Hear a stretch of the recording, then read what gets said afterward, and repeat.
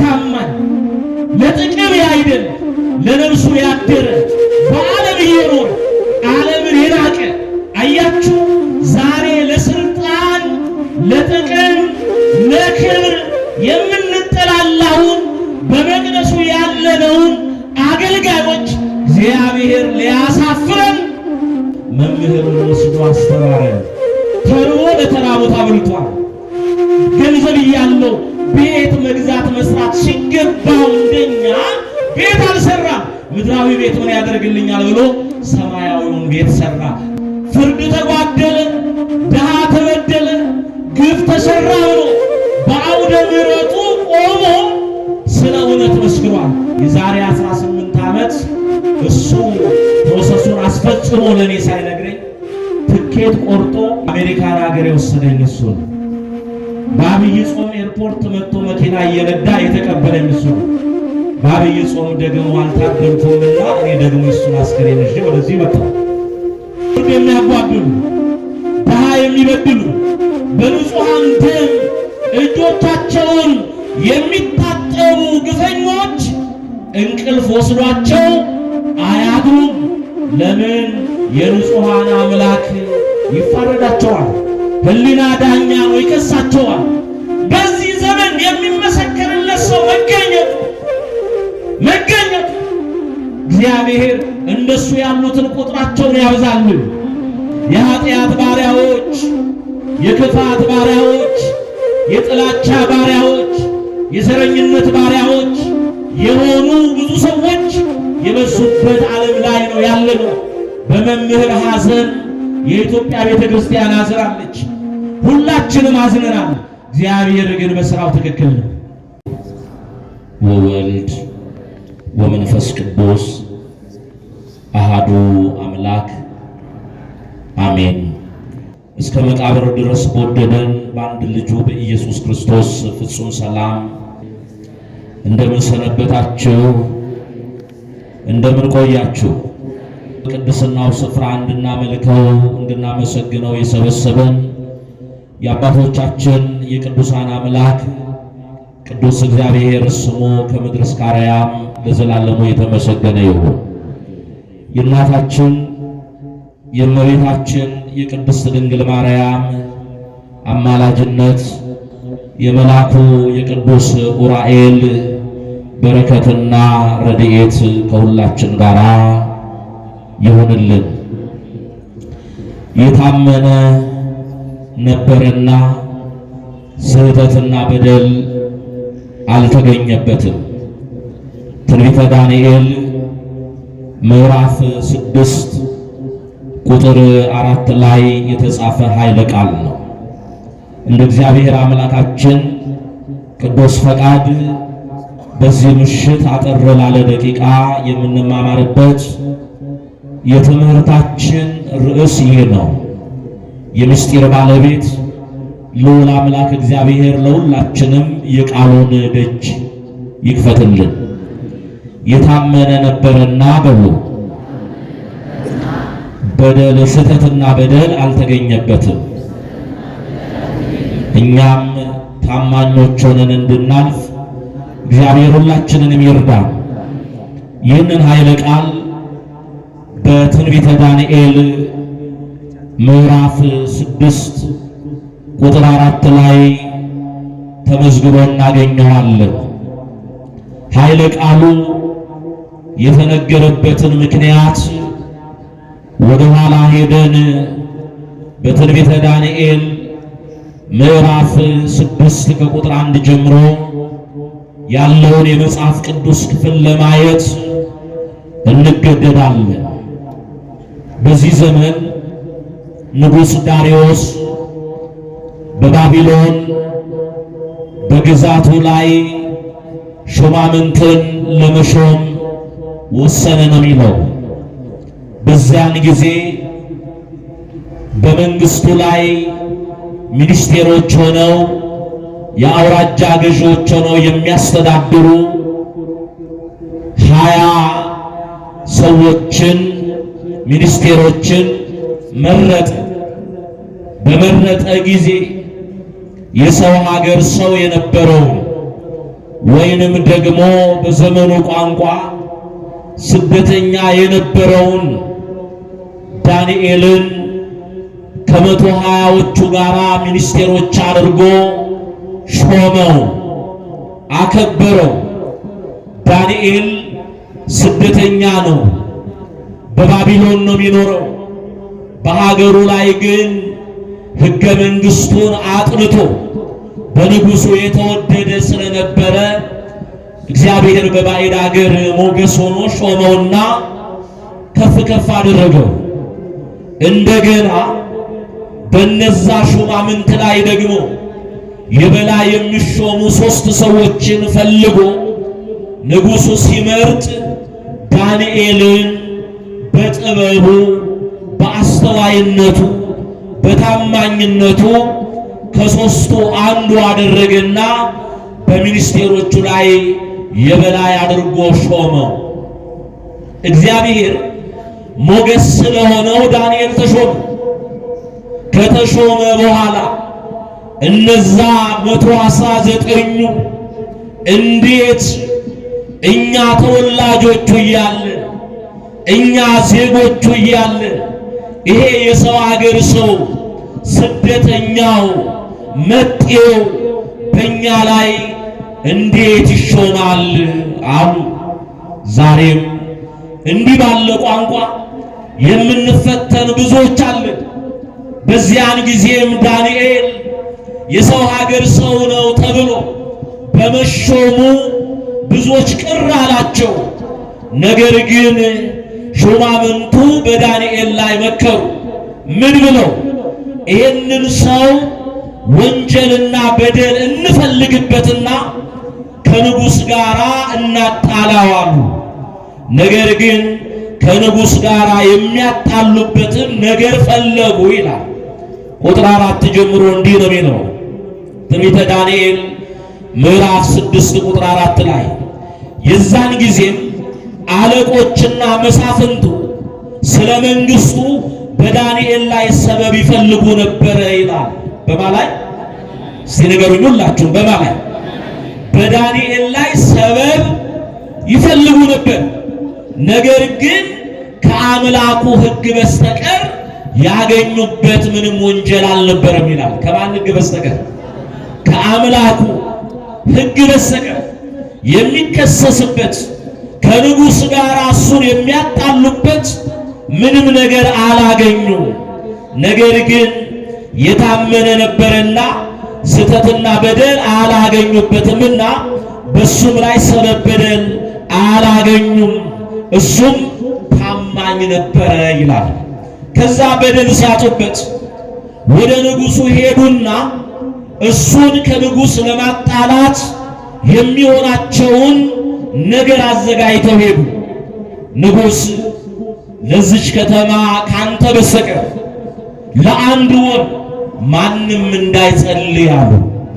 ይህንን ያሉት ዳንኤል ከአምላኩ ሕግ በስተቀር የሚከሰስበት ሌላ ወንጀል ስላልነበረ፣ ዳንኤል ጸሎተኛ ስለነበር፣ ለእግዚአብሔር ቃል ታማኝ ስለነበር እነሱ ፈለጉበት፣ አላገኙ። አሁን ንጉሡን ለአንድ ወር ካንተ በስተቀር ለዚች ሀገር የሚጸልይ ማንም ሰው እንዳይኖር፣ ሲጸልይ የተገኘ ግን ለአናብስት ይጣል። ይሄ ሕግ የማይለወጥ የፋርስና የሜዶን ሕግ ሆኖ እንዲጸና ብለው ንጉሡን አሳመኑት። ንጉሡ ተንኮሉ አልገባው፣ ሴራው አልገባው። ይሄ ወጥመድ ለማን እንደተዘጋጀ አላወቀም። ስላወደሱት በሹማምንቱ ሙገሳ ልቡ ከፍ ከፍ አለና ሐሳቡን ተቀብያለሁ፣ ሕጉም ደግሞ የጸና ይሆናል። ሕጉ ምን ይላል? የጸና ይሆናል ብለው ሕጉ የጸና እንዲሆን አስወሰኑ። ማንም እንዳይጸልይ የሚል ይሄ አዋጅ ታወጀ፣ ለሕዝቡ ሁሉ ተነገረ። እንደገና ዳንኤል ወደ ቢሮ ለሥራ ሲገባ በቢሮ በር ላይ ተጽፏል፣ ሲጸልይ የተገኘ ለአናብስት ይሰጣል የሚል ትእዛዝ ደብዳቤ ተጽፎ አገኘ። ዳንኤል ወደ ቢሮ ገባ። ሲጸልይ የተገኘ ይገደላል ተብሏል። ለአናብስት ይሰጣል ተብሏል። ይሄንን አይቶ ዳንኤል አልፈራ። እነዛ ደግሞ ይሄንን ሴራ ያሴሩት ዳንኤልን ለመያዝ ነው። የአገሬ ሰው እንዲህ ይላል፣ ስራ ለሰሪው ሲበሉ የሚቀጥለው ምንድን ነው? እሾህ ላጣሪው ይላል የአገሬ ሰው። ይሄንን በዳንኤል ላይ ወጥመድ አዘጋጁ። ዳንኤል ደብዳቤውን የሞቱን አዋጅ አይቶ ሳይፈራ መስኮቱን ወደ ኢየሩሳሌም ከፈተና ሁልጊዜ እንደሚያደርገው ለአምላኩ ታማኝ ሆኖ መስኮቱን ከፍቶ ሲጸልይ ሴራውን ያሴሩት ሰዎች መጥተው አዩት። ለንጉሱ ምን ብለዋል? ካንተ በስተቀር ማንም እንዳይጸልይ ብለዋል። ዳንኤል የሰው ሀገር ሰው ነኝ፣ ስደተኛ ነኝ፣ ቢገድሉኝስ ወደ አናብስት ቢጥሉኝስ ብሎ አልፈራ። ለእግዚአብሔር ቃል ታማኝ ሆኖ የተለመደ አገልግሎቱን የተለመደ ጸሎቱን በጥንካሬ ቀጠለ።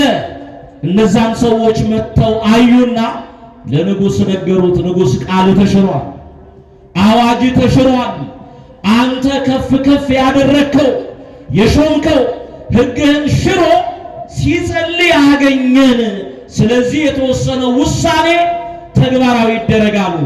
ዳንኤል የተከሰሰው ሰርቆ አይደለም፣ ወንጀል ሰርቶ አይደለም፣ ፍርድ አጓድሎ ድሃ በድሎ አይደለም።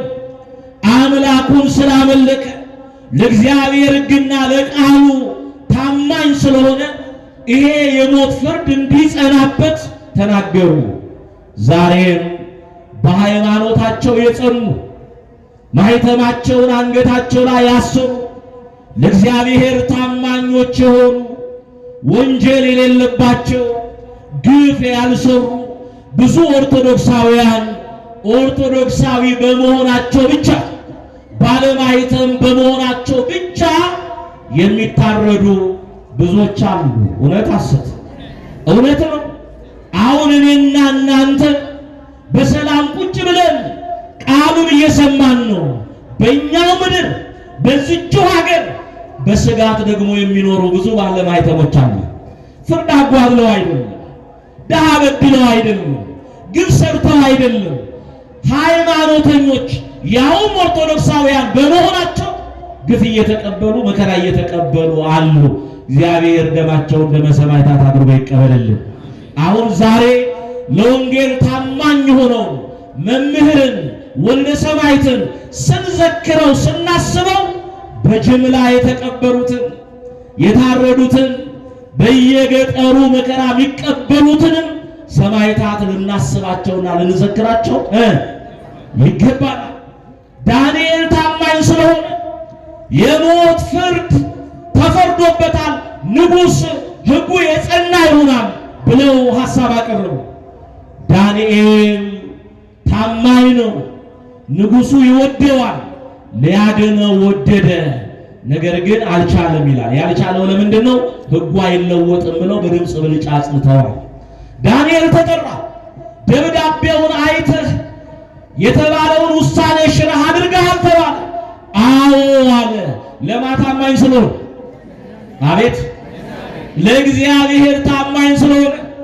የእግዚአብሔር ልጆች ዛሬም ለእግዚአብሔር ታማኞች እንሆን። ምናልባት በማንነታችን፣ ምናልባት በማኅተማችን፣ ምናልባት በክርስትናችን የሚታወጁ አዋጆች ይኖሩ ይሆናል። ግን ለአዋጁ ሳይሆን ለማን እንታመን? ለእግዚአብሔርና ለቃሉ ምን እንበል? እንታመን። መምህር ዘላለም ወልደ ሰማዕት ይሄን ነው አስተምሮን ያለፈው። ዝቅ ብለው ከባቴ ከፍ ብለው ከአንገቴ ይቆርጡኛል አላለም። በየዘመናቱ ነገሮች ሲገለባበጡ እንደ አንዳንዶች አገልጋዮች ዘመንን አይቶ አልተገላበጠም። ትላንትናም እስከ ዕለቱ ቀን ድረስም ለማቃል ታማኝ ነበር። እንደ ኤልያስ እንደ መጥምቁ ዮሐንስ ፍርድ ተጓደለ፣ ድሃ ተበደለ፣ ግፍ ተሰራ ብሎ ምሕረቱ ቆሞ ስለ እውነት መስክሯል። እውነት ሐሰት ስለ እውነት መስክሯል። ዛሬ እሱን ስንዘክረው እኛ በረከት እናገኛለን። መሰከሩ ብቻ አይደለም፣ እንደሱ ለወንጌልና ለቃሉ ለእውነት ታማኞች ሆነን ልናልፍ ይገባል። ታማኞች እንድንሆን እግዚአብሔር ይርዳል። ከዛ ንጉሡ ሊያድነው ወደደ፣ ነገር ግን አልቻለም። በኋላ የመጨረሻ መርቆ ወደ ሞት ሸኘው። ምን ብሎ መርቆ ሸኘው? ዳንኤል ማለት እግዚአብሔር እውነተኛ ዳኛ ነው ማለት ነው። እግዚአብሔር ምንድን ነው? ኤል እግዚአብሔር ነው። ዳኛ ነው። ዳንኤል ማለት እግዚአብሔር እውነተኛ ምንድን ነው? ዳኛ ነው ማለት ነው። ስለዚህ እውነተኛውን ዳኛ እግዚአብሔርን ለምን ይሄን አደረግክ አንልም። በመምህር ሐዘን የኢትዮጵያ ቤተክርስቲያን አዝናለች። ሁላችንም አዝነናል። እግዚአብሔር ግን በስራው ትክክል ነው። ምንድነው? በስራው ምንድነው? ትክክል ነው። አንዳንድ ጊዜ በሚደረጉ ነገሮች እኛ እኮ በአፋችን ብዙ እንላለን። ጳጳሳቱን፣ መነኮሳቱን፣ መምህራኑን፣ አገልጋዮቹን በአውደ ምሕረት ብቻ አይደለም በሶሻል ሚዲያ እናዋርዳለን። ምን አገልጋይ አለ፣ ምን አባት አለ እንላለን።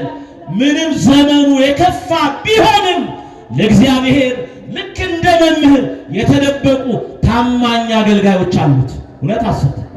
ኤልያስ ብቻዬን ቀርቻለሁ ባለ ዘመን እኮ አንተ የማታውቃቸው እኔ የማውቃቸው 7000 ሰዎች አሉኝ። ዛሬም እግዚአብሔር ሰው አለው።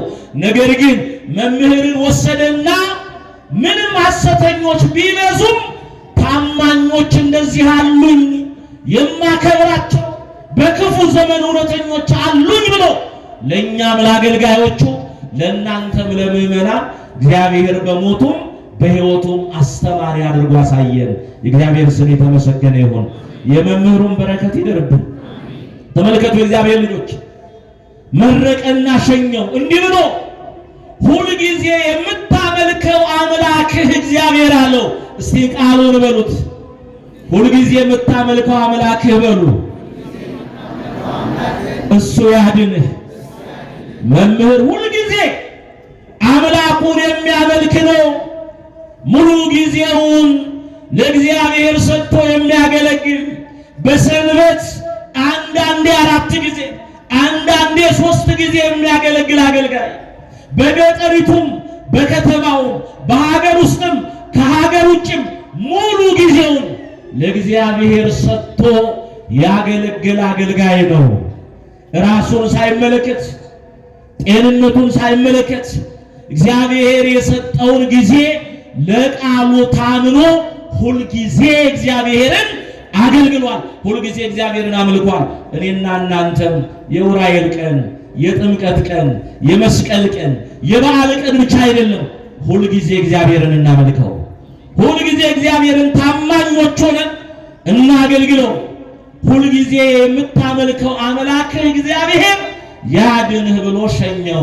ወታደሮችም ወስደው ዳንኤልን ወደ አናብስት ጉድጓድ ጣሉት። ዳንኤል ወደ ጉድጓድ ገባ። ንጉሡ ግን ተኝቶ አላደረም፣ እንቅልፍ አጣ። ለምን? ሹማምንቱን ለማስደሰት እውነተኛውን ሰው ለሞት አሳልፎ ሰጥቷልና እንቅልፍ አልወሰደው።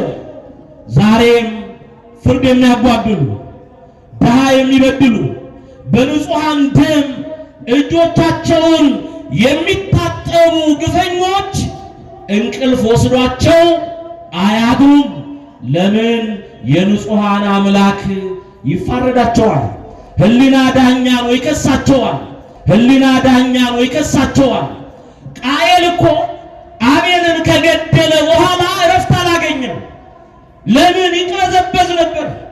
የወንድሙ ደም ይከታተለው ነበር። ዛሬም በንጹሐን ላይ የሚያደርጉ ሰዎች እረፍት የላቸው። እግዚአብሔር ልጆች ላለችን አጭር ዘመን እውነተኞች ሆነን እንድንኖር እግዚአብሔር ይርዳል። እንቅልፍ አጣ። ሄደና ዳንኤልን ጉድጓዱ አጠገብ ሆኖ በሌሊት ነው የሕያው እግዚአብሔር ባሪያ ዳንኤል ሆይ ያለው። የማን ባሪያ? የማን ባሪያ? የእግዚአብሔር ልጆች። እግዚአብሔር ባሪያዎቹ እንዳደረገን መጨረሻችንን ያሳምርልን። የኃጢአት ባሪያዎች፣ የክፋት ባሪያዎች፣ የጥላቻ ባሪያዎች፣ የዘረኝነት ባሪያዎች የሆኑ ብዙ ሰዎች የበዙበት ዓለም ላይ ነው ያለነው። የሕያው እግዚአብሔር ባሪያ ዳንኤል ሆይ የሱስ ባሪያ የሆኑ ብዙ ሰዎች አሉ። የእግዚአብሔር ባሪያ ዳንኤል ሆይ አለው በውኑ ሁልጊዜ የምታመልከው አምላክህ እግዚአብሔር ሊያድን ችሏልን? አለው። መቼ መቼ? ሁልጊዜ የምታመልከው የምታገለግለው። ስለዚህ መምህርን ሁልጊዜ የሚያገለግለው ሁልጊዜ የሚያመልከው አምላኩ በዚህ ምድር እያለ ከንቱ ውዳሴን ጠርቶ ለአገልግሎት እየተገለጠ ለክብር ደግሞ እየተደበቀ የኖረ ነው። ለመምህር ብዙ ምስክሮች አሉት።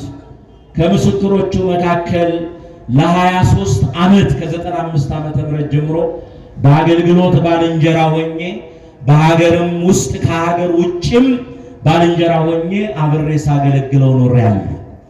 እሱ አሜሪካን ሀገር ሄዶ ብዙ ሰዎችን ሰብስቦ አስተምሮ ሲመጣ ሰው ሲበተን ያገለግልባት የነበረችው የርዕሰ አድባራት ደብረ ሰላም ቅድስት ማርያም ቤተክርስቲያን አስተዳደር አንተ ስትመጣ ህዝቡ ይሰበሰባል፣ አንተ ስትሄድ ይበተናል፣ እባክህ እዚህ ኑርልን አሉት። እኔ ብዙ አገልግሎትና ብዙ የቤት ስራ አለብኝ፣ እዚህ መኖር አልፈልግም። ምቾቱን እኮ ነው። በምቾት ሀገር መኖር አልፈልግም። በገጠሪቱ ኢትዮጵያ ብዙ ስራ አለብኝ፣ መኖር አልችልም ብሎ እምቢ አለ። ዛሬ ብዙዎች እኮ እድል ብናገኝ ወተን ምን እንላለን? ምን ነው ዝም አላችሁ? ውሸቴን ነው። ምን እንላለን? እሱ ኑር ሲባል እምቢ አለ። እሺ ይሄንን አውደ ምህረት እንዳንተ አድርጎ የሚይዝልን ሰው ፈልግ፣ የሚታመን ሰው አሉት። አይ እኔ ማምነው ሰው አለ ብሎ የዛሬ 18 ዓመት እሱ ፕሮሰሱን አስፈጽሞ ለኔ ሳይነግረኝ ትኬት ቆርጦ የዛሬ 18 ዓመት በአብይ ጾም አሜሪካን ሀገር የወሰደኝ እሱ ነው። በአብይ ጾም ኤርፖርት መጥቶ መኪና እየነዳ የተቀበለኝ እሱ ነው። በአብይ ጾም ደግሞ አልታደልኩምና እኔ ደግሞ እሱን አስከሬን ይዤ ወደዚህ መጣሁ። እንዲህ ያለ እውነተኛ ታማኝ ለጥቅም ያይደል ለነፍሱ ያደረ በዓለም እየኖረ ዓለምን የናቀ አያችሁ። ዛሬ ለስልጣን ለጥቅም ለክብር የምንጠላላውን በመቅደሱ ያለነውን አገልጋዮች እግዚአብሔር ሊያሳፍረን እባካችሁን ረፉ፣ እባካችሁን ከሱ ተማሩ። ምድራዊውን ክብር አይደለም ሰማያዊውን ፈልጉ፣ ጊዜያዊውን አይደለም ዘላለማዊውን ፈልጉ፣ ስጋዊውን አይደለም መንፈሳዊውን ክብር ፈልጉ። ብታከብሩኝ እንዲህ አድርጌ ያከብራችኋለሁ ብሎ መምህርን ወስዶ አስተማረን። አልሰማውም ማለት አንችልም። እሱ በዓለም እየኖረ ዓለምን ንቋል። ገንዘብ እያለው ተርቦ ለተራቡት አብልቷል። ገንዘብ እያለው ቤት መግዛት መስራት ሲገባው እንደኛ ቤት አልሰራም። ምድራዊ ቤት ምን ያደርግልኛል ብሎ ሰማያዊውን ቤት ሰራ። ለእግዚአብሔር ታመነ። እኔና እናንተ ዛሬ መምህርን የምንወደውን በእንባ አይደለም መግለጥ ያለብን፣ በልባችን የሰራውን የወንጌል ዘር ፍሬ አፍርተንበት ዘመን አጭር መሆኑን መቃብርን የሚያህል ቁልቁለት በስጋ ሰማይን የሚያክል አቀበት በነፍስ እንደምንወጣ አውቀን ተዘጋጅተን እንድንኖር እንደሱ ታምነን እንድንኖር እግዚአብሔር ሁላችንን ይርዳል። በእውኑ ሁልጊዜ የምታመልኩ አምላክ እግዚአብሔር ሊያድን ይችላልን? አለው። እንዲህ ብሎ መለሰ ዳንኤል፣ አቤት እኔና እናንተ ብንሆን ገዢዎች ጉድጓድ ጥለውን እግዚአብሔር አድኖን የጣሉን ሰዎች ቢጠይቁን ምን መልስ እንሰጥ ይሆን? የምታመልከው አምላክ እግዚአብሔር ሊያድን ይችላልን? አለው። እንዲህ ብሎ መለሰ ዳንኤል፣ ንጉሥ 1000 ዓመት ንገስ ብሎ በምስጋና ጀመረ። እስቲ በሉ 1000 ዓመት ምን በል? የጣለው እኮ ነው፣ ለሞት አሳልፎ የሰጠው ንጉሥ እኮ ነው። አሁን እኔንና እናንተን ቢሆን አይሆንም እንጂ እግዚአብሔር ያድነንና የጣለን ሰውዬ እንዴት ሆነሃል ቢለን ይብላኝ ላንተ እንጂ አይደለም እንለው። ይብላኝ ላንተ እንጂ አምላኬ እኔን አድኖኛል እንላለን። እሱ ግን አላለም። ንጉሥ 1000 ዓመት ንገስ፣ በእግዚአብሔርም በአንተም ፊት ቅንነት ተገኝቶብኛል አለ። እስቲ ንገሩኝ፣ ጨርሻለሁ ትምህርቴን። እስቲ በእግዚአብሔርም በአንተም ፊት ምን ተገኝቶብኛል? ቅንነት ተገኝቶብኛል። የእግዚአብሔር ልጆች ግድ የላችሁም፣ ቅኖች እንሁን። እግዚአብሔር ከቅኖች ጋር ነው የሚሰራው። በአንተም በእግዚአብሔርም በአንተም ፊት ቅንነት ተገኝቶብኛል አለ።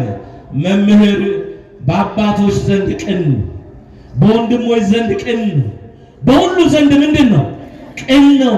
በእግዚአብሔርም ፊት ቅንነቱን እግዚአብሔር በረፍቱ ምን አድርጎ መስክሮ አሳይቶናል። አይገርማችሁ? በዚህ ዘመን የሚመሰከርለት ሰው መገኘቱ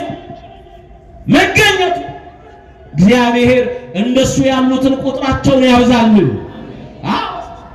እሱ ቅን በመሆኑ ነው። እንዲህ ተብሎ ተጽፏል በመጽሐፈ ምሳሌ ምዕራፍ 11 ቁጥር 11 ላይ በቅኖች በረከት ከተማ ከፍ ከፍ ትላለች ይላል። በምን በቅኖች ምን በረከት ከተማ ምን ትላለች? ከፍ ከፍ ትላለች። ቅን ነበር።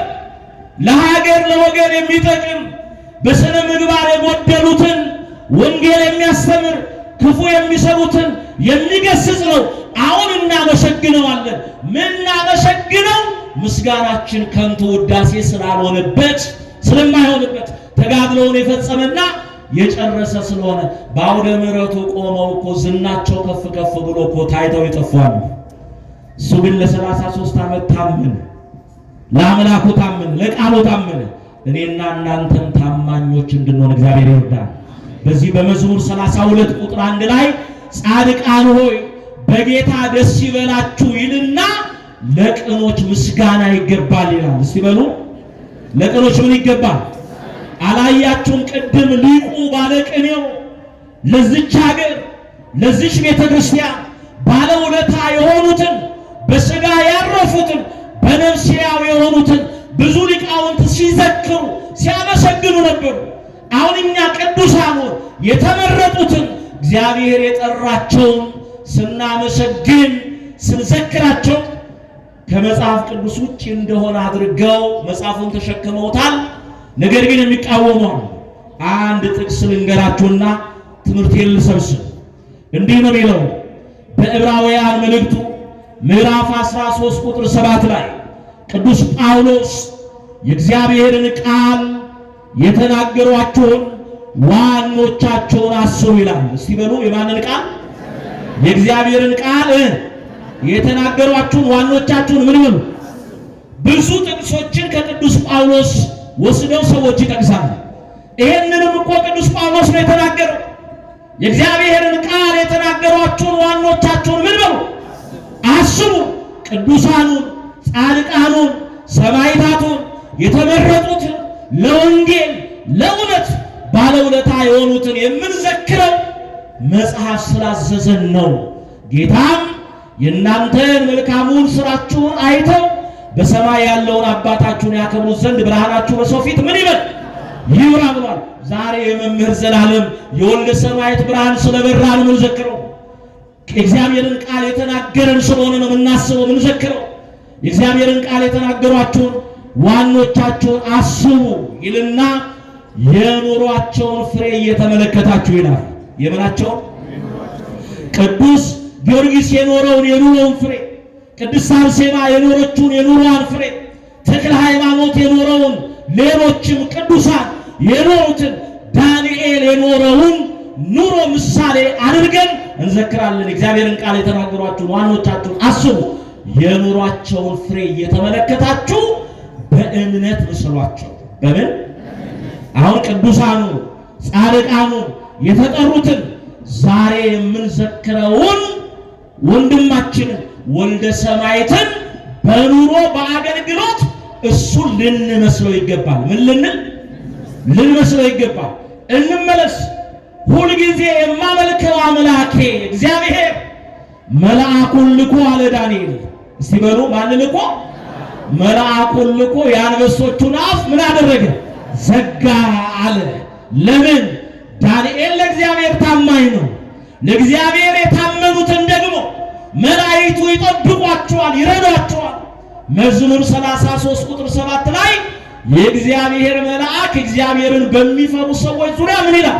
ሰፍራል ያድናቸውማል ይላል። ዳንኤልን ያዳነው መልአኩ ዳንኤል ለማታማኝ ስለሆነ እኔና እናንተም ለእግዚአብሔር ለቃሉ ታማኞች ስንሆን እግዚአብሔር ቅዱስ ዑራኤልን ይልካል።